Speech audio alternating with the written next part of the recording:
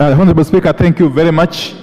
And I want to join my colleagues in supporting the motion. And the Honorable Speaker, from the outset, I want to say that I agree in totality with the Senate in their proposed amendments to the Division of Revenue Bill. Honorable Speaker, let me say this. And you know, the Honorable Chairman of Budget is a noble man and a very good student of economics and finance. What the Senate amendments are saying in very simple and layman language is that in our own calculations, the counties need much more than what you have allocated them. That increase this money from 396 billion to 415 billion shillings. The Senate is not telling us that remove money from energy CDF, remove money from road maintenance levy, whatever. The Senate is simply saying that the counties require much more than you have given them. So it is incumbent. It is incumbent upon us that to look round in a budget of 3.9 trillion Kenya shillings, to look around and find out where can we get these extra monies and reallocate to the counties. That is the plain, simple language that the Senate is actually communicating. Honorable Speaker, I am one of those people who would be totally opposed to removing money from energy CDF. I am also one of those people who will be totally opposed to interfering with the road maintenance levy fund. Honorable Speaker, we know that the counties are dealing with very, very critical functions that go to the heart of the common person at the grassroots. The counties are in charge of agriculture. The counties are in charge of health. The counties are in charge of water. The counties are in charge of social services. The counties are in charge of rural roads and all those other functions that are critical. What has happened in this country in the past that we must deal with, that we must confront, is the fact that we were able to devolve functions. We were able to divide these functions without actually doing proper costing of the functions. The end result is that counties have been given functions which they are unable to perform, Honorable Speaker. Counties have been given functions without the requisite funds to manage those functions. It is a duty, it is a historic duty of this House to right those wrongs. The only way to right those wrongs is to be reasonable, is to be sensible, is to address these issues objectively. Honorable Speaker, my own layman mind tells me that even the 415 billion that the senators are proposing could still be way below what the county governments need.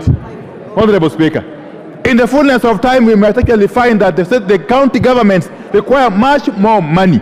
Honorable Speaker, I'll be proposing that after this current budget cycle, we agree as a House to perhaps constitute a select committee, a special committee, to look at this whole aspect, this whole issue of functions and their costing. Honorable Speaker, unless we do that, we shall continue to starve counties of the monies they need to implement, to perform the functions that they have been accorded, Honorable Speaker. And therefore, Honorable Speaker, this is a no-brainer. I want to plead to my colleagues to support this motion and endorse the amendments as proposed by the Senate. Thank you, Honorable Speaker. Honorable members, you'll give me some time. I said I'll give 2 from my right and 2 from my left. I have given 1 each. I'll now give the majority whip.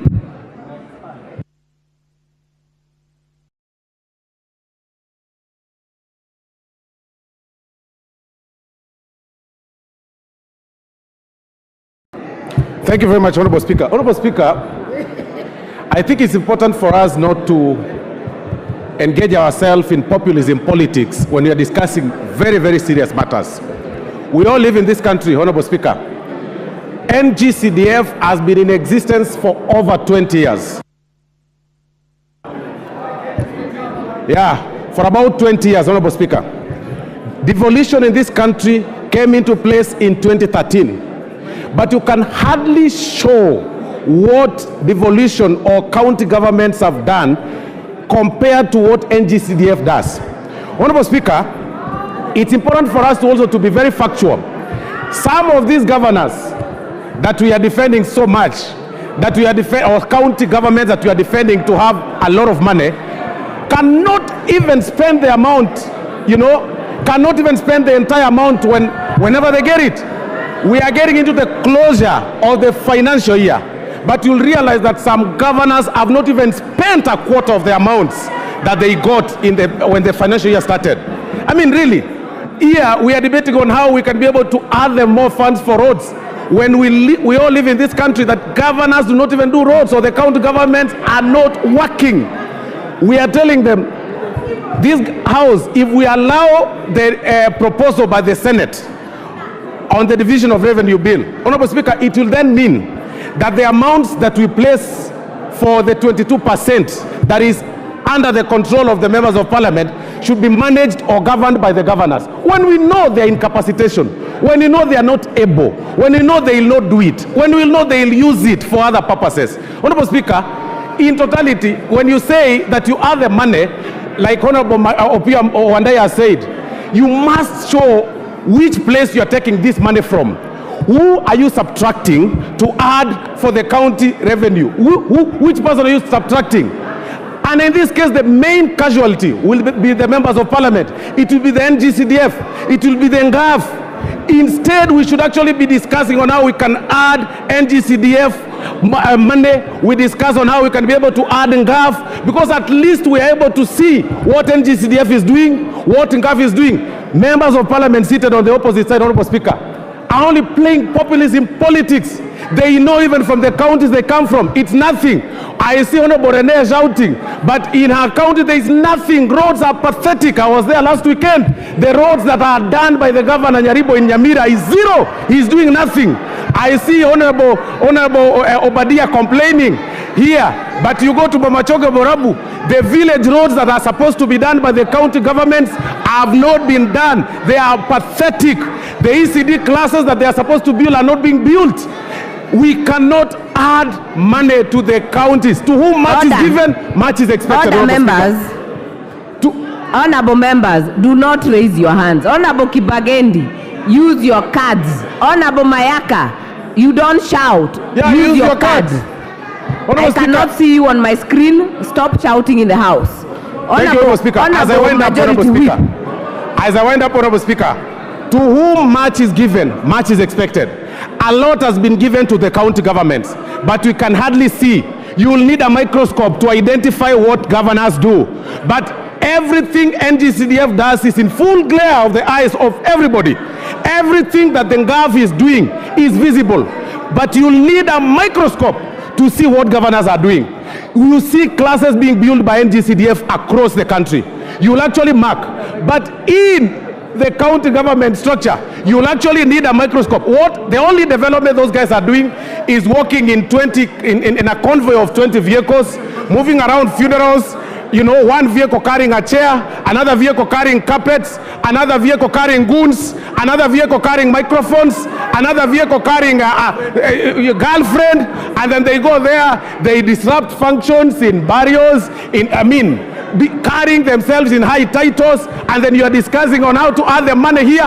Governors should be subtracted money, not being added. And that subtraction should come to NGCDF and NGAF. And for that reason, Honorable Speaker, we reject the proposal by the Senate on the division of revenue bill. Thank you, Honorable Speaker. Thank you. Okay, honorable members, I will then give the member for Migori, Honorable Fatuma. Thank you, Madam Speaker. I rise to support this because I come from Migori County. I also have a governor called Ochilo Ayako who is working. Honorable Osoro, Mr. Speaker, Madam Speaker, Honorable Osoro has a personal problem with Simba Arati. I can give you guidelines on fighting him, but saying that county's money was going to kindly be a man. Stop being a woman in a market. Honorable Osoro is interfering with me. Honorable Osoro, I can tell you 100 times that you are shouting and your misbehavior cannot remove Simba Arati from his position. He is the governor, and please give Simba Arati time to work. All you do is fight and plan to kill him. That will not remove him from the seat. Madam Speaker, there's too much noise, I can't contribute. Madam Speaker. Yes. Madam Speaker, I support this. Madam Chair,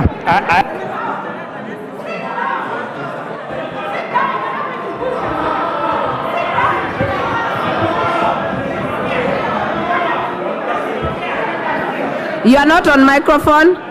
Order, members. Order, members.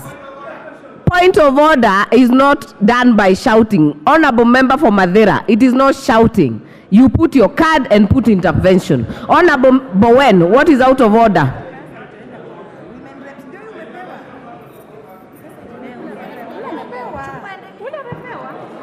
thank you, Madam Chair. Madam Chair, the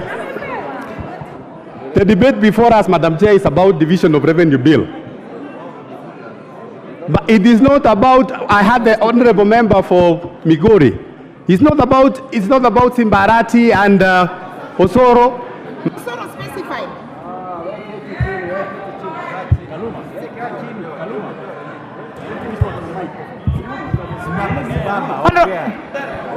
Madam Speaker, I was just asking if the member is in order to discuss people who are not in this house and also to stick to the relevance of the debate in the house. Who is killing who?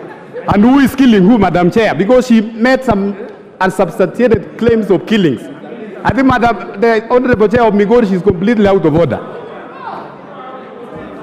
Honorable Fatuma. Honorable Fatuma. Did you make unsubstantiated? No, I didn't. No, Madam Speaker. Order, members. Madam I am Speaker, addressing Honorable Fatuma. Yes, Madam Speaker. I did not make such statement, but he was shouting back, and he was shouting about Simba Arati, so I answered him back. I only said what he said in my own words, in my voice. But he knows what I'm talking about, Madam Speaker. Kindly allow me to contribute. Madam Speaker, I think the other side is blackmailing the other MPs. I don't see anywhere where the senator said that the money will be taken from NCDF or NGAF. So let us be honest. You have cheated Kenyans enough times, and we can't continue cheating Kenyans. When it comes to this, member for Migori, stick to the relevant topic. But I am very relevant, Madam Speaker. Members on my right also maintain decorum. Honorable Fatuma, continue. Madam Speaker, I'm very relevant because I listened to the two speakers from the other side, what they said. And they said that NGAF is working well, NCDF is working well. My point is this. I agree 100% that NCDF is working well and NGAF, but I don't see anywhere in that bill where they have stated that money will be taken from this other kitty. So the Kenyans are watching. Let us be honest with Kenyans. We can't continue blackmailing Kenyans anymore. Counties need more money. We have seen many things that were not in other counties. Madam Speaker, I would like to bring to this house that not everybody voted for this government. And we are known that a government that you never voted for always do not give you development. It is only the county government that comes to our rescue, especially the minority. So we cannot blackmail here and talk of NCDF. Look at Honorable Osoro. When I talk of those statements like killing because of his behavior, he behaved so badly. Like a first timer who never even went to school. We went to school, let us behave like people went to school. Arati will win whether you like it or not. Madam Speaker,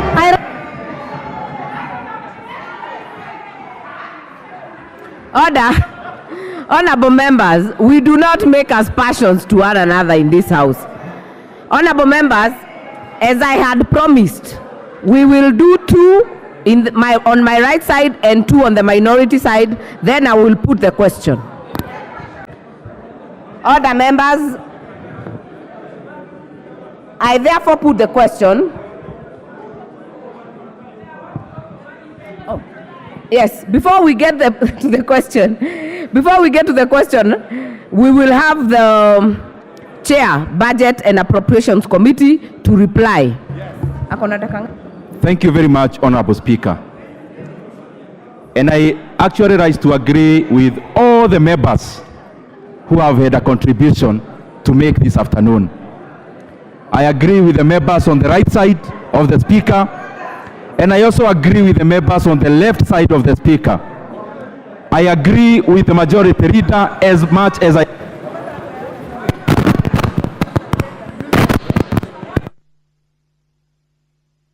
Kindly, as I said, use your cards. I will go with your cards. If you have a point of order, I need to see on my screen. Honorable Speaker, I agree with the Majority Leader, Honorable Kimani Ichung'wah, as much as I agree with the Minority Leader, Honorable Opio, Honorable Speaker. I agree with Honorable Osoro, as much as I agree with Honorable Junet. Member for Super North, what is out of order? Hold on, Honorable Dende. Thank you, Madam Speaker. I do apologize for the Chair of Budget, who is my chair. I don't want to interrupt him.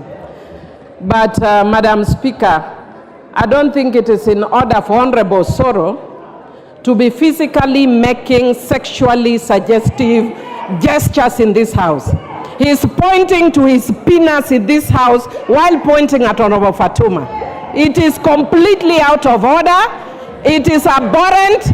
It is backward. Madam Speaker, it is not allowed in this House. Order. We don't even know whether he performs. What is he showing us here? Order, Honorable Millie.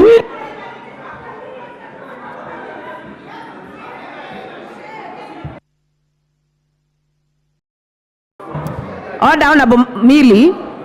Honorable Majority Whip is not the one on the floor. If it is something out of order, it has to be something the Honorable Member for Kiharo is doing. Or so continue, Honorable Member for Kiharo. Okay. Honorable Speaker.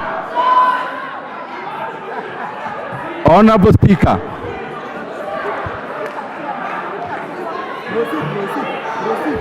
Honorable Speaker. No.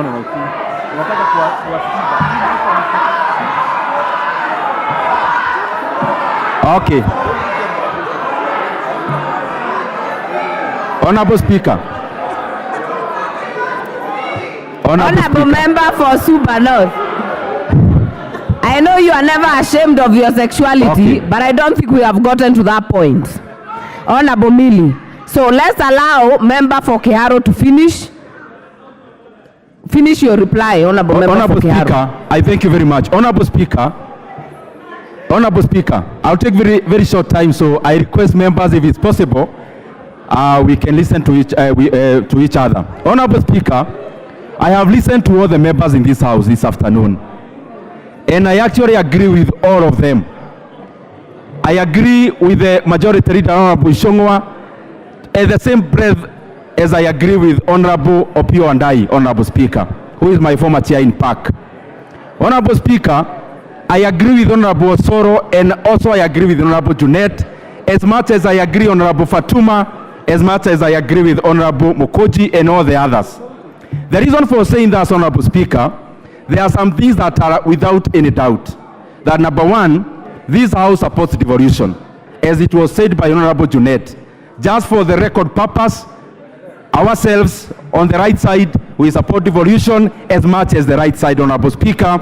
This money goes to our counties, and we want our counties to develop. Honorable Speaker, we also have governors who are doing a good job, Honorable Speaker, including across the country, Honorable Speaker. Honorable Speaker, this is the only departure point, that the amount of money we are considering is limited. But even as such, Honorable Speaker, I agree with all the members, Honorable Speaker, that we need to give our counties more money, Honorable Speaker. And that is why the Budget and Appropriations Committee, actually in the budget policy statement, we went ahead, Honorable Speaker, and added our county governments Kenya shillings 4 billion in conditional grants. Honorable Speaker, the money that is already there, it was not touched, Honorable Speaker. Honorable Speaker, it is the same reason, Honorable Speaker, as was stated by Honorable Junet, as was stated by Honorable Fatuma, Honorable Speaker, that our counties need more money. That is the same reason, Honorable Speaker, we were able to increase the monies going to our counties horizontally from Kenya shillings 375 billion to 381 billion Kenya shillings. Honorable Speaker, even beyond the constitutional threshold of 15%, the current consideration is actually 24%, Honorable Speaker. And therefore we agree our counties need more money. It is the same way, Honorable Speaker, that we agree we need more money in GAF. We need more money to electricity. We need more money to the agricultural sector. We need more money to all the other sectors. We agree in that, Honorable Speaker. The only thing I beseech honorable members that we consider that when we are dealing with a static deficit of 2.9%, we are dealing with a closed envelope. In that closed envelope, Honorable Speaker, if you want to increase monies in the shareable revenue, Honorable Speaker, the equitable share, then something has to give way. And Honorable Speaker, the low-lying fruit across this debate, because it is not new, I want members to listen to me carefully, Honorable Speaker. If there are motions that we bring as budget committee, which we are almost indifferent, it is like this one. Whichever way the House votes, the budget committee is okay with it, Honorable Speaker. The only thing I want to beseech this House, then when we bring the estimates and you see some cuts in other areas, Honorable Speaker, will only be fulfilling your vote of today. So when we vote to increase money from 391 to 415, the budget committee is indifferent, Honorable Speaker, because you are your servants. But Honorable Speaker, where we target most as government, as parliament, is where there has been increments. If you look at the budget policy statement, which areas had increments, Honorable Speaker? One area that had an increment, and therefore is a low-lying fruit, is 50 million shillings for electricity to every constituency. The second low-lying fruit is NGCDF, which we added 8 billion. The other, Honorable Speaker, is RMLF. That is why I request this House to vote nay, Honorable Speaker, to safeguard those votes, Honorable Speaker, and I seek to move.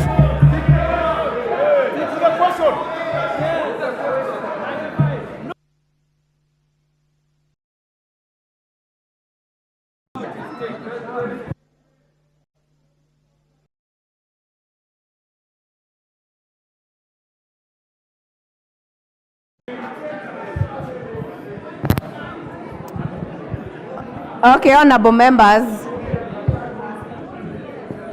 Honorable members. Honorable members. I therefore put the question that the Senate amendments to the Division of Revenue Bill, National Bill number 14 of 2024, be now considered. As many as are of that opinion say aye. As many as are of a contrary opinion say nay. Nay. The nays have it. Next order. No. Order number 11, motion ratification of the multilateral convention to implement tax treaty related measures to prevent base erosion and profit shifting MLI. Mover to reply. The next order is already called. Take your seats.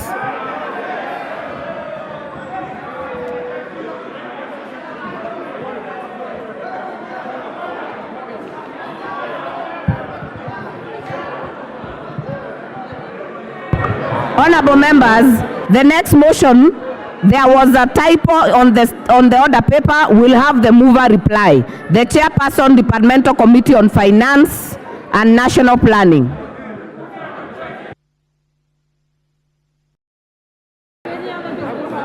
Honorable Kuria Kimani, are you in the house? Honorable Speaker, I want to thank all the members that contributed on this robust conversation on the ratification of the multilateral convention to implement tax treaty related measures to prevent base erosion and profit shifting. And Honorable Speaker, this is one of the avenues that we're looking forward. We really discourage repatriation of a lot of hard-earned incomes that goes to other countries through tax planning, base erosion, and profit shifting. I want to thank the members who contributed to this discussion that gave us very, very good insights on this particular multilateral tax treaties, and we are hoping that moving forward, therefore, Kenya now will not just be more marketable globally, Honorable Speaker, but also, and most importantly, that we're not going to erode the profits and the base for incomes that are generated in this country, Honorable Speaker. And with that, I beg to second. Honorable members, I therefore put the question that this House adopts the report of the Departmental Committee on Finance and National Planning on its consideration of the Multilateral Convention to implement tax treaty-related measures to prevent base erosion and profit shifting, laid on the table of the House on Tuesday, 30th April 2024. Order, members. And pursuant to the provisions of Section 8.4 of the Treaty Making and Ratification Act 2012, approves the ratification of the Multilateral Convention to implement tax treaty-related measures to prevent base erosion and profit shifting, subject to reservations on Article 5, application of methods of elimination of double taxation, and Article 16, mutual agreement procedure. As many as are of that opinion say aye. Aye. As many as are of a contrary opinion say nay. The ayes have it. Forward. Mr. Speaker.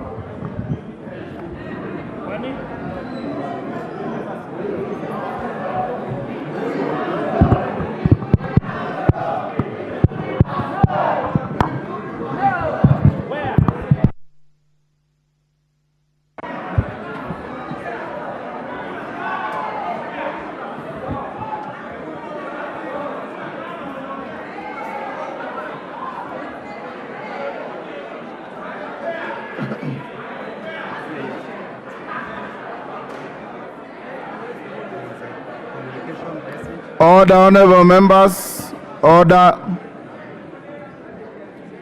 Take your seats, honorable members.